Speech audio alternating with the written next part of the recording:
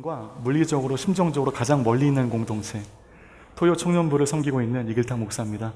토요일날 예배가 있고요, 주일날은 공식적인 예배 사역이 없기 때문에 땜빵 사역자로 설교자로 가장 각광받는 교역자입니다.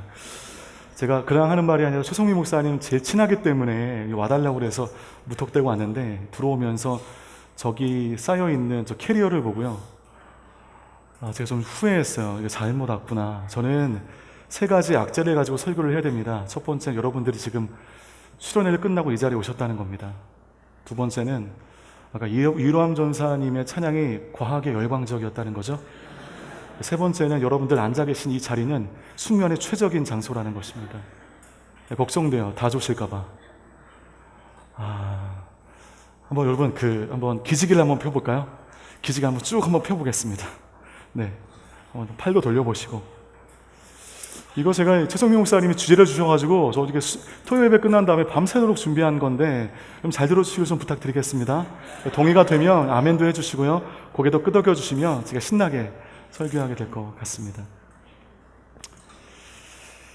제가 지금까지 이제 꾸준히 한 일간지를 읽고 있는데, 그 일간지는요, 일주일에 한 번 종교면 특집면이 발행됩니다. 오래전에 한 종교인에 관한 기사가 올라왔는데 너무나 인상적이어서 그것을 스크랩해서 가지고 있습니다. 그는 백인으로 한국에 들어와 불교에 귀의하여 현각이라고 하는 법명을 받은 현각 스님입니다. 이분 영어 이름이 폴. 아이러니하죠. 그러니까 영어 이름은 바울인데 지금 그는 아주 유명한 불자가 되어서 전 세계에 그 불심을 전하는데 진력하며 살아가고 계십니다. 이 현각 스님은 원래 미국 사람으로서 예일대에서 학부를 하고 하버드 대학원에서 종교 철학을 공부하던 분이셨습니다. 소위 엘리트 중에 엘리트죠. 이분의 집은 대대로 매우 독실한 카톨릭 집안이었습니다. 늘 성경을 읽고 성당을 열심히 다녔던 그런 사람이었습니다. 이 사람이 항상 붙들고 있었던 진리가 하나 있었는데, 진리가 너희를 자유케 하리라. 이것이 가문 대대로 나오는 집안의 말씀이었고, 개인적으로 항상 붙들고 다니던 말씀이었습니다. 그 자유케 하는 진리를 만나기 위해서 서양 철학에서부터 정말 여러 가지를 공부했던 분이셨습니다. 그러나 그 삶의 진리가 좀처럼 학문적 연구로 풀리지 않아 고민하던 어느 날, 이 달라이 라마를 비롯한 세계 4대 성불 중에 한 사람으로 일컬어지는 유명한 그 한국인 스님이신 숭산이란 분의 법회가 하버드에서 있게 된 것입니다. 그런 마음이 있잖아요. 뭔가 거성을 만나면 내가 고민하는 삶의 난제가 풀려질 것 같다는 그런 마음, 막연한 기대감. 그 기대감을 가지고 참석한 그 법회에 가보니 숭산이 올라와 있는 강단 밑에는 하버드의 유명한 교수들이 도열하여 앉아 있었다는 것입니다. 생물학, 철학, 법학, 의학 등등 세계 최고의 지성이 숭산 강단 밑에 앉아 있었습니다. 법회 도중에 숭산께서 회중에게 질문을 던지셨습니다. 인간의 본질은 무엇입니까? 당신은 지금 어디로 가십니까? 당신이 죽게 되면 당신은 어떻게 되는 것입니까? 이 질문에 세계 최고의 지성들이 아무 말도 하지 못하고 마치 죄인처럼 고개만 숙이고 있었다는 것입니다. 평생 붙들고 씨름하던 그 진리의 문제에 대해 나는 물론이거니와 하버드의 그 유명한 교수들이 모두 꿀먹은 벙어리가 되어 있는 그 모습이 현각에는 충격이었습니다. 그때 그 충격에 대해서 그가 쓴 하버드에서 화계사까지 라고 하는 책에 그때 그 심경을 기록해 두었는데, 그 책을 보니까 저는 누가 떠오르냐 하면 니고데모가 떠올라요. 니고데모처럼 진리의 문제에 목말라 있던 한 젊은 혈기의 방황함의 고통이 그 책에 기록되어 있습니다. 그 일간지에 담긴 대담 중에는요, 그에 대해 이제 알려지지 않는 새로운 이야기들이 기록되어 있었는데요. 저 정도의 성불이며 유명한 성불이라고 한다면 인생의 본질의 문제에 대해서 그렇게 사람들에게 호통치듯, 세계 최고의 지성에게도 호통치듯 질문할 수 있는 사람이라고 한다면 저분 만나면 내가 찾고 있는 그 진리의 문제에 대해서 답을 얻을 수 있을 것이다 라고 하는 그 마음으로 현각은 출가하게 됩니다. 출가한 후에 그 숭산과의 첫 번째 만남의 때가 기록되어 있는데, 어느 날 숭산 앞에서 이제 자기를 소개할 시간이 되었다는 것입니다. 저는 카톨릭 집안에서 자라왔고 철학을 공부했고 예일에서 학부를 했고 하버드에서 종교 철학을 공부했던, 궁시렁궁시렁 거리며 자기를 소개할 때 숭산이 갑자기 화를 내며 호통치시더라는 거죠. 그럼 너는 누구야? 이 말에 당황해서 현각은 자기의 이름을 말하면서 저의 이름은 폴입니다 라고 하자, 그 말에 숭산이 다시 호통을 치면서 그건 네 이름이고 너는 누구야? 라고 묻더랍니다. 그때 현각이 너무나 당황한 나머지 이렇게 말했대요. 모르겠습니다. 제가 누군지 모르겠습니다. 그 말에 이제 숭산은 네가 쌓고 있는 지식이 그 문제에 대해 대답을 해줄 수 없다면 너는 그 길을 멈추고 이 답을 찾아라. 현각은 공부를 그만두고 이제 불교에 귀의하게 됩니다. 바로 그날 숭산과의 그 대화가 자기 삶의 송두리째 바꾸는 터닝 포인트가 되었다고 합니다. 여러분, 이야기를 듣고 어떤 느낌이 드십니까? 벼랑간 불교에 대한 강한 호기심이 드십니까? 저는 그 기사를 보면서 되게 답답했습니다. 그리고 되게 부끄러웠습니다. 현각, 영어 이름 폴, 뼈대 있는 카톨릭 집안이었습니다. 성당을 열심히 다녔고 우리가 지금 보고 있는 그 성경을 늘 가까이 하던 사람이었습니다. 그런 사람이 평생의 삶의 진리의 문제였던 진리가 너희를 자유케 하리라, 이 말씀을 붙들고 자기 삶의 참된 진리를 찾고자 노력했던 이 크리스찬이 성경 안에서 그 삶의 답을 찾지 못하고 왜 엉뚱하게 타종교로 건너갔냐는 것이죠. 저는 현각을 디스할 마음은 전혀 없습니다. 이 일에 오히려 우리는 우리 스스로를 좀 디스해야 됩니다. 아마도 이렇게 불교로 귀의한 자신을 향해서 많은 기독교인들이 이 질문을 할 것을 알아차렸는지 현각도 그가 쓴 하버드에서 화개사까지라고 하는 이 책에서 이런 변론을 합니다. 자기가 불교로 귀의할 수밖에 없었던 이유에 대해서. 교회 안에서, 성당 안에서 그가 그토록 찾고자 했던 진리를 끝끝내 발견하지 못하고 엉뚱한 곳, 우리가 얘기하는 엉뚱한 곳에서 그 진리를 찾기 위해서 떠날 수밖에 없었던 그 이유에 대해 그는 자기가 오랫동안 몸담고 있었던 그 교회의 삶을 돌이켜보건대 자기와 함께했던 그 수많았던 크리스찬이라고 하는 그 친구들의 삶을 감히 돌아보건대 자기는 이제까지 진리 안에 자유한 사람을 만나볼 수 없었다는 것입니다. 말로는 너무나 멋있는 구절이니 외우면서 얘기하는데 정작 진리 안에 자유한 사람을 이제까지 성당 안에서, 교회 안에서 친구들 가운데 찾아볼 수 없었다는 것입니다. 본질적인 질문에 대답하지 못하는 교회의 모습, 본질적 질문에 대답하지 못하고 기독교의 껍질만 겉돌고 있는 그 성도들의 모습을 보면서 현각은 젊은 날 자기가 믿고 있는 진리에 대해서 절망했다는 것입니다. 저는 이 부분에 대해서 이제 제가 이 부분을 읽으면서 알았습니다. 오랫동안 가져온 여러분의 질문들, 여러분 대학부다 보니 얼마나 많은 질문들이 있겠습니까? 기독교에 대해서 얼마나 많은 이해되어지지 않는 그 진리의 첩경들이 있겠습니까? 예수를 믿는다고 교회 안에서 신앙생활을 하면서 가져온 질문들, 그 질문에 대해 교회가 명쾌하게 대답하지 못할 때 그곳을 향해 목마름을 가지고 있는 사람들은 분노할 수 있겠구나, 엉뚱한 결정할 수 있겠구나. 이거는 그를 탓할 게 아니라 그 질문에 대답하지 못하는 우리를 탓하는 것이구나.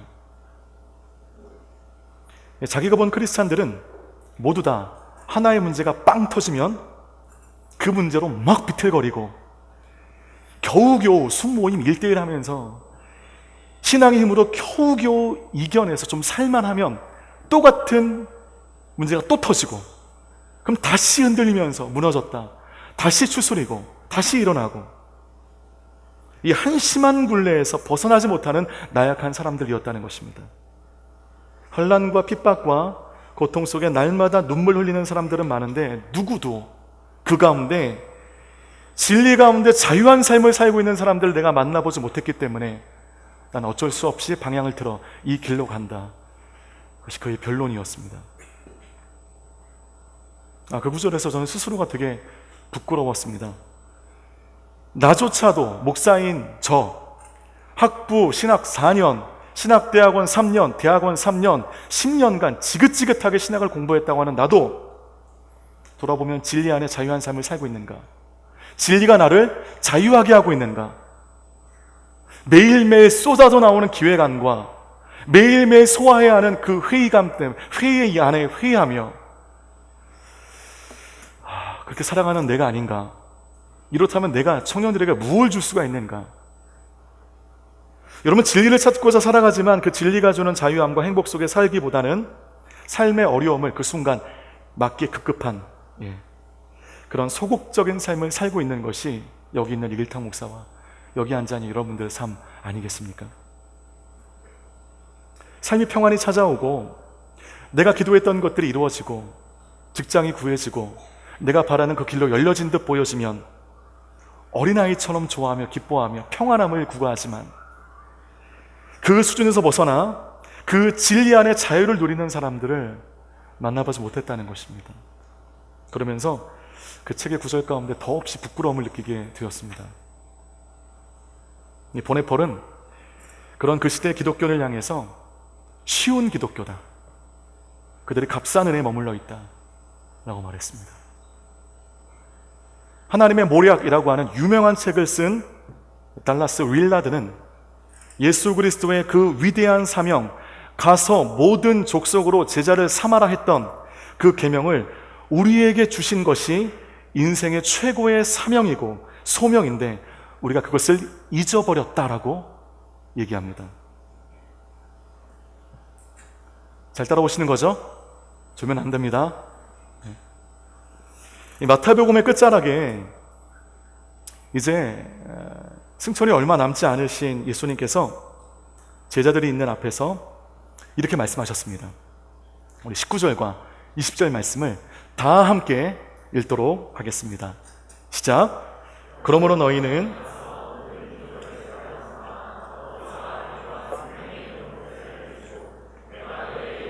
모든 것을 그들에게 가르쳐 지키게 하라.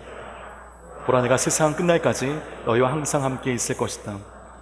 우리는 이 말씀을 예수님께서 주신 지상 명령임을 교회 다니는 사람이면 다 압니다. 이 본문으로 설교를 어마어마하게 들었잖아요. 그러나 이 말씀은 너무나도 거창한 나머지 도저히 내 삶에 녹일 수 없는 말씀으로 치부되고 있습니다. 주체하지 못하는 열정으로 선교지에 나갈 준비를 하고 있는 몇몇 극소수의 선교사 지망생들만 열광하게 하는 말씀. 그러나 우리 중에는 누구도 이 말씀 가운데 가슴이 뜨거워지고 이 말씀에 인생을 거는 사람이 별로 없습니다. 그러나 이 달라스 윌라드는 방향을 잃고 진리 안에 들어오지 못하는 사람들을 향하여 오늘 이 말씀의 부재가 이런 신앙적 탈선의 이유라고 꼬집고 있습니다. 여러분은 누구이십니까? 여러분의 이름 말고요, 여러분의 지금 직업 말고요, 여러분은 진리 안에 지금 자유한 삶을 살고 계십니까? 하나님께서는 너희는 진리를 알 것이다. 그럴 때 그 진리가 너희 한 사람 한 사람을 자유케 할 것이다 라고 선언하시는데, 왜 우리는 그 진리 안에 자유한 삶을 살지 못하고 매일매일 억압된 삶을 살며 예배를 드릴 때는 좀 반짝하는 것 같지만 예배가 끝나고 저 예배당을 나가는 순간 똑같은 문제에 휩쓸려 살아갈까요? 왜 찬양할 때는 열광적으로 찬양하는데 왜 말씀의 능력이 나의 삶을 변화시키지 못해서 나는 왜 교회 안에서만 어흥하는 종이 호랑이의 삶을 살고 있는 것일까요? 왜 우리는 하루 벌어 하루 먹고 사는 사람처럼 은혜에 있어서 하루살이 같은 시한부의 삶을 살고 있는 것일까요? 예수 그리스도께서 승천 직전에 우리 기독교인들이 평생 붙들어야 할 아주 중요한 명령을 우리에게 주셨습니다. 오늘 본문에 바로 앞절인 18절의 말씀을 같이 한번 읽어보도록 하겠습니다. 시작. 그때 예수께서 다가오셔서 하늘과 땅의 모든 권세가 내게 주어졌다. 예수님께서 다가오셔서 그들에게 말씀하시는데 하늘과 땅의 모든 권세를 너에게 주셨다. 이 말은 하늘과 땅을 어우르는 엄청난 권능을 우리에게 주셨다는 것입니다. 그렇다면 그 권세, 그 권능을 우리에게 주신 이유가 무엇인가? 세상에는 공짜가 없을 텐데 하나님이 어떤 의도로 이 권능을 우리에게 주셨는가? 세상 속에 떵떵거리며 호의호식하라고, 등 따시고 배부른 삶 살라고 그 권능을 우리에게 주셨을 리는 만무합니다. 모든 민족으로 제자를 삼고 아버지와 아들과 성령의 이름으로 세례를 주고 주께서 우리에게 분부한 모든 것을 가르쳐 지키기 위해서 하나님은 하늘과 땅을 아우르는 그 권능을 우리 가운데 더하신 것입니다. 여러분 믿으십니까? 봐요, 아멘 소리가 적잖아요. 이게 마음으로 안 와닿는 겁니다. 여러분 뭐라고 탓하지 않습니다. 그러나 우리는 예수 그리스도의 이 중요한 명령을 대개는 망각하며 살아갑니다. 이에 대해서 달라스 윌라드는요, 예수 그리스도께서 우리에게 주신 위대한 계명을 우리가 상실하며 살아간다라고 얘기합니다. 여기서부터 우리의 진리의 문제가 흔들리는 것입니다. 우리가 진리 안에 자유한 삶을 살지 못하는 것입니다. 진리는요, 아메리카노 한 잔 교양 있게 떠놓고 온갖 서적을 쌓아두고 형형색색의 펜으로 준비된 그 교양 있는 테이블 위에서 세워지는 것이 아닙니다. 순모임은 너무나 중요하지만 그 순모임을 통해서 그 놀라운 진리가 내 안에 새겨지는 것이 아닙니다. 예수 그리스도께서 그 마지막에 당부하신 그 선교적인 삶을 치열하게 싸우는 것 가운데 그 진리는 나의 마음 가운데 아로 새겨지는 것입니다. 예수 그리스도께서 승천 직전에 제자들에게 하신 그 명령이 교회의 본질이거든요. 그 본질은 우리가 붙들어야 할 진리와 밀접한 관련이 있습니다. 그럼 대사명이라고 하는 영어 단어가 The Great Commission이거든요. 이 대사명인데, 그런데 이 대사명 안에 사는 사람들을 관찰해 보니까 The Great 커미션에서 C가 빠진 The Great 오미션의 삶을 살더라는 것입니다. 영어에 좀 가까우신 분들은 이 오미션이라고 하는 단어가 무슨 단어인지 알 겁니다. 누락이라고 하는 단어거든요. 대사명의 삶을 살라고 하늘과 땅의 권세를 부어주셨는데 저와 여러분들은 거대한 누락된 삶을 산다는 것입니다. The Great Commission이 아닌 오미션의 삶을 산다는 것이죠. 즉 중대한 누락된 삶을 사는 삶. 여러분, 대사명과 거대히 누락된 삶은요, 스펠링 하나 차이입니다. 달라스 윌라드는요, 이런 사람을 가리켜서 뭐라고 얘기했냐면, 이 석학들은요, 참 표현도 대단한 것 같아요. 뱀파이어 크리스찬이다. 뱀파이어 크리스찬. 그럼 뱀파이어가 뭡니까? 흡혈귀, 피를 빨아먹는, 예수 그리스도의 피만 빨아먹는, 예수 그리스도의 보혈에만 안주하고 있는 뱀파이어 크리스찬. The Great Omission, 거대한 누락된 삶을 살아가는 저와 여러분을 뱀파이어 크리스찬이라는 것입니다. 구원을 위한 그리스도의 피에만 관심이 있을 뿐, 그리스도인답게 살아가는 인생에 대해서는 관심이 없는 우리들, 예수 그리스도의 피의 공로로 말미암아 우리가 구원은 얻었지만 아무 일도 하지 못하고 그저 예수 그리스도의 피만 핥아먹고 사는 사람들. 그러다 보니 여러분 삶에 어떤 능력도 나타나지 않고요, 진리에서 점점 멀어지는 것입니다. 진리가 나를 공고히 세우지 못해요. 우리가 살아야 할, 교회가 살아야 할 그 존재 목적을 붙들지 않으니 우리가 진리 안에 우리가 자유로울 수 없다는 것입니다. 사도행전에 나타나는 교회는요, 뜨거운 성령이 충만한 교회였습니다. 그러나 그 교회가 그 성령의 역사를 엔조이만 하고 승천 직전 제자들과 사도들에게 명하셨던 예루살렘과 온 유대와 사마리아 땅끝까지 이르러 내 증인이라, 이것을 불순종했습니다. 딱딱한 유대주의 껍질에 사로잡혀서 이방인들에게 복음이 전해져서는 안 된다라고 하는 유대주의에 갇혀서 그들은 이 대사명을 순종하지 않았습니다. 성령 받고 하나 되니까 너무나 좋아서 초기 예루살렘 교회는요, 끼리끼리 교회가 되어버렸습니다. 내가 좋아하는 사람들끼리, 내가 편한 사람들끼리 모여서 예배하고 나누는 끼리끼리 교회가 되었습니다. 끼리끼리 모이면 너무 좋거든요. 끼리끼리 모여서 기도하면 막 성령이 충만하면 밀려드는 것 같고, 나눔의 은혜가 있기 때문에 그들은 그 좋은 그들의 바운더리를 벗어나 그리스도의 대사명을 이룰 생각을 하지 못했습니다.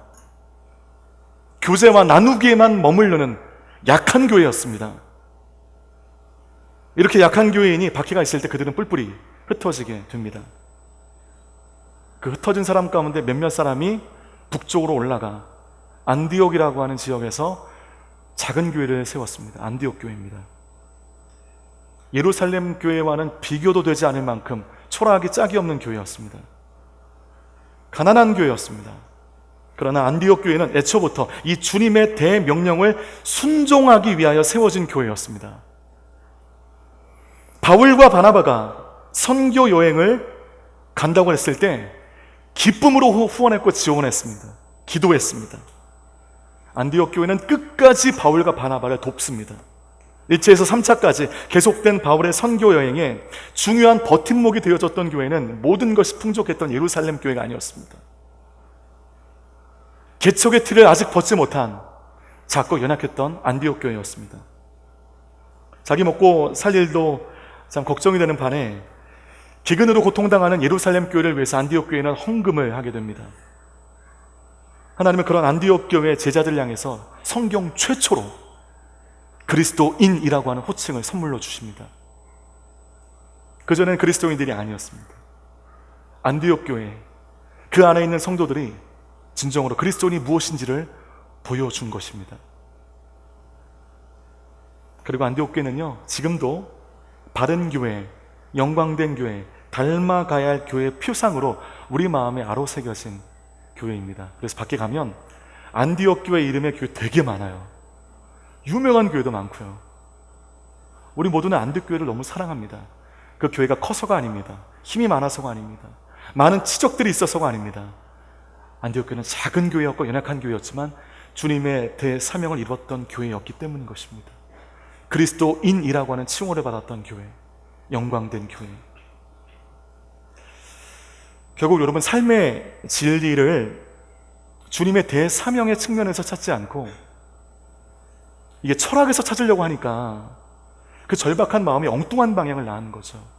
저는 왜 현각이 그런 고민을 할 때, 그 고통을 하고 있을 때 왜 그가 그렇게 배웠던 그 고퀄리티의 그 학문이 그를 지켜주지 못했을까? 아쉬워요. 여러분, 세상의 모든 학문은 하나님을 변호하는 것이 아닙니다. 하나님을 옹호하는 것이 아닙니다. 배우면 배울수록 어쩌면 내가 만든 바운더리에 내가 갇혀있기 때문에, 혹시 여러분들 가운데 석사, 박사 하시는 분들은요, 여러분이 세운 그 진리가 전부라고 옳다라고 하는 이 지식적인 이 교만을 벗어버리셔야 됩니다. 그럴 때 모든 학문은 저는 균형을 이룬다고 믿습니다. 여러분, 우리가 하나님께 쓰임을 받으려면 그러기에 두 가지를 확인하셔야 됩니다.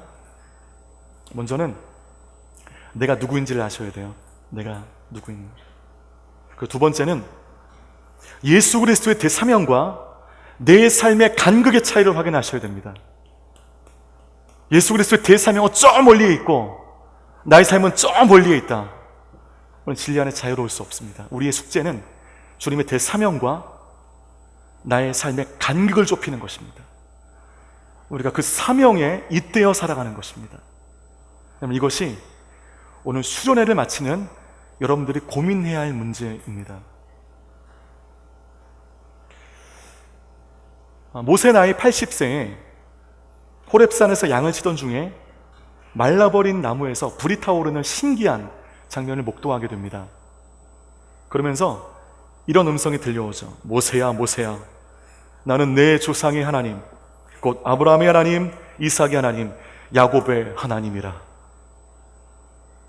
내가 너를 바로에게 보내어 너에게 내 백성 이스라엘 자손을 애굽에서 인도하게 해 내리라. 양똥 냄새 나는 나이 80의 이 미디안 광야의 목동에게는 전혀 어울리지 않는 엄청난 미션이 그에게 떨어집니다. 이 말씀 가운데 여러분 참았던 이 모세의 분노가 터집니다. 그 광경을 볼게요. 출애굽기 3장 11절 말씀인데요. 같이 한번 읽어보도록 하겠습니다. 시작.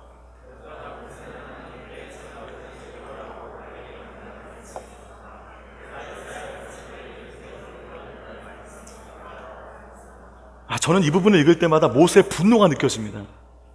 히브리 민족을 사랑한 나머지 살인자가 된 이후에 기약 없는 광야의 생활 속에 그는 잊혀져 버린 인생이 되었습니다. 더 안타까운 것은 그의 삶 가운데 정체성의 혼란이 있었어요. 나는 애굽인인가? 나는 히브리인인가?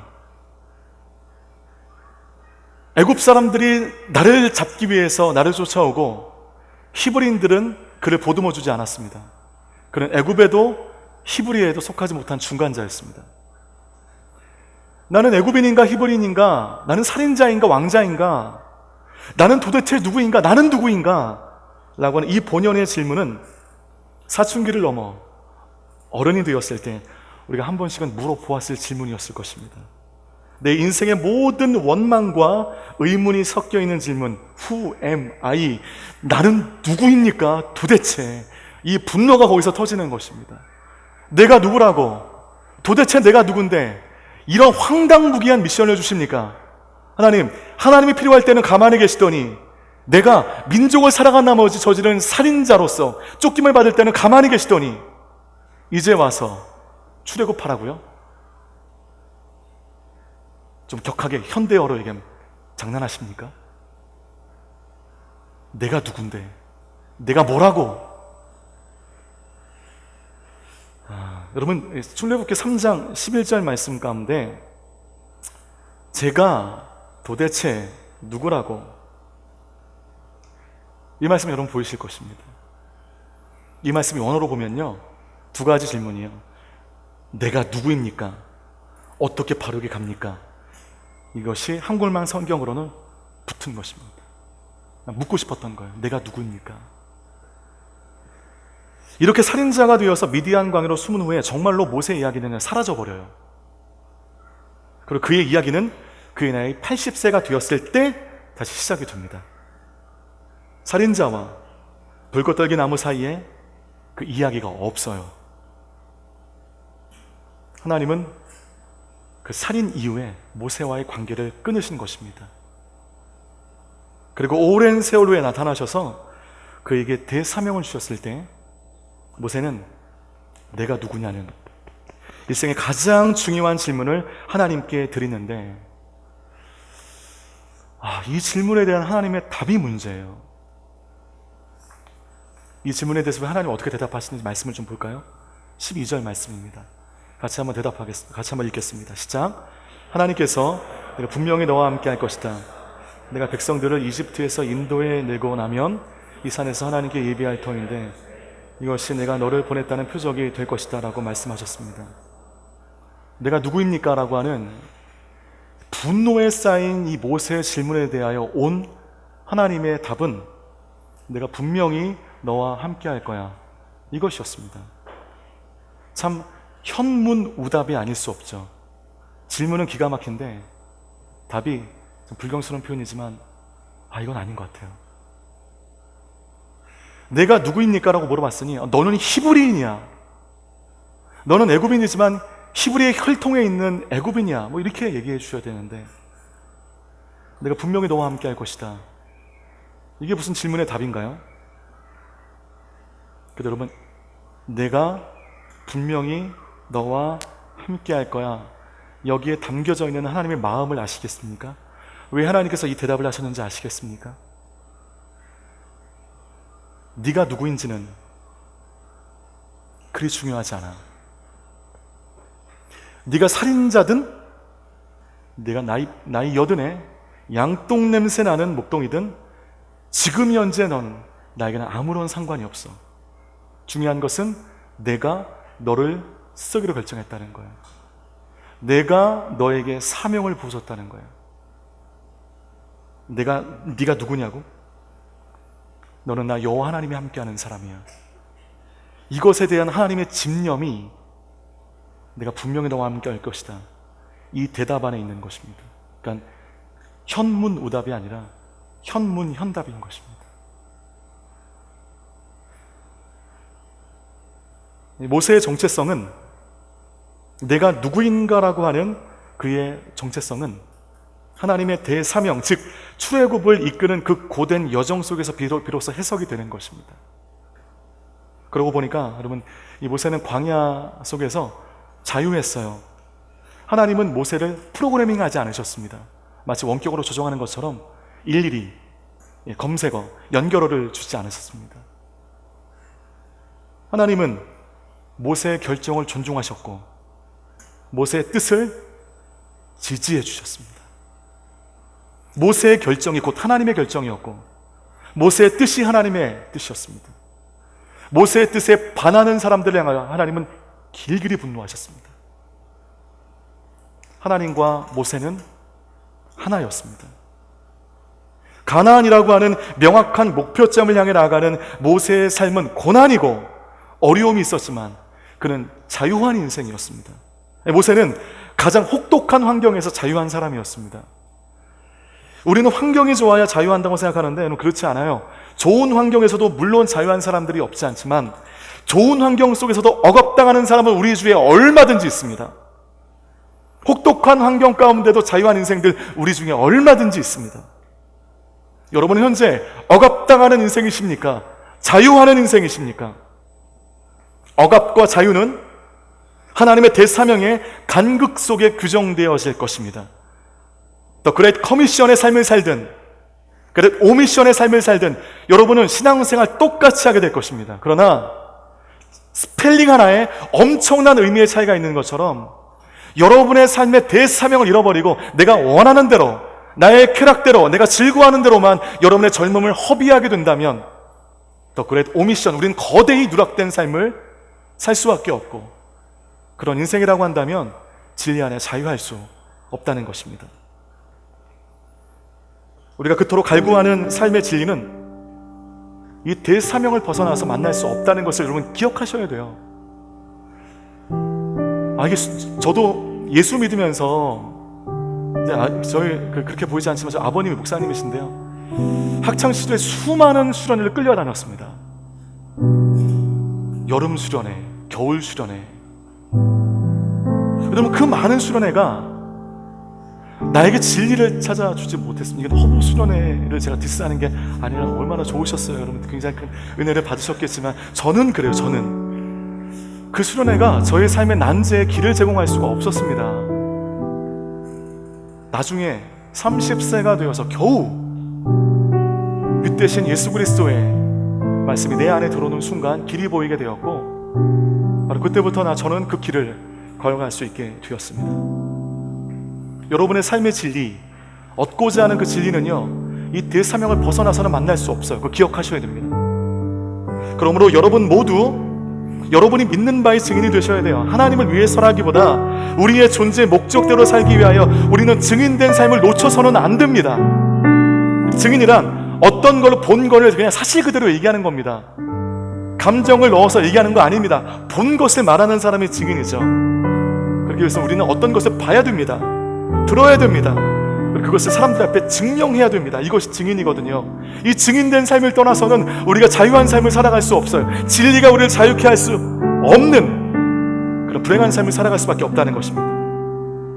때문에 우리가 서 있는 가정과 직장과 학교에서 우리는 오늘 이 본문의 대사명을 잃어버리고 단지 그리스도의 피의 공로에만 만족하는, 십자가 앞에 뚝뚝 떨어지는 그 예수 그리스도의 피만 핥아먹는, 달라스 윌라드의 표현으로 보면 뱀파이어 크리스천의 한계를 벗어나지 못하고 있는 우리 한계를 보며 우리 하나님 슬퍼하십니다. 우리 그렇게 살아갈 인생이 아닌데, 그렇게 안주해야 할 인생이 아닌데, 거대한 누락된 삶을 통하여 예수 그리스도의 피에만 머물러 있는 우리를 향하여 하나님 다시 한번 우리가 일어나길 원하시고 진리 안에 자유한 삶을 살길 원하십니다. 주께서 우리에게 주신 열방으로 증인되라, 이 진리를 붙잡지 못하고 소극적 크리스찬으로 피의 공로에만 머물러 있었던 우리의 한계를 하나님께 고백합시다. 하나님, 제가 이랬습니다. 예배 때 찬양 때는 열광적으로 예배하는 예배자였지만 실상 하나님의 말씀이 나를 자유하지 못하게 했고, 그 수많은 나날 동안 예수를 믿는다고 했지만 나는 매일매일 억압됐고 나는 거대히 누락된 삶을 살아갈 수밖에 없었습니다. 이 허브 수련회를 기점으로 해서 이제는 이 그레이트 오미션의 삶이 아닌 커미션의 삶을 살아갈 수 있도록 내 인생의 대전환이 있게 하여 주옵소서. 그러기에 오늘 이 말씀이 나의 삶 가운데 다가오고, 이 말씀을 내 가슴으로 부여잡고 이 말씀이 나의 삶 가운데 드러날 수 있는 증인된 삶을 살아갈 수 있도록 인도하여 주옵소서. 계속적으로 여러분 일어나 열광적으로 기도하셨으니 이 시간에 그 자리에 앉아서 가슴에 오른손을 대시고요, 우리 기도하십시다.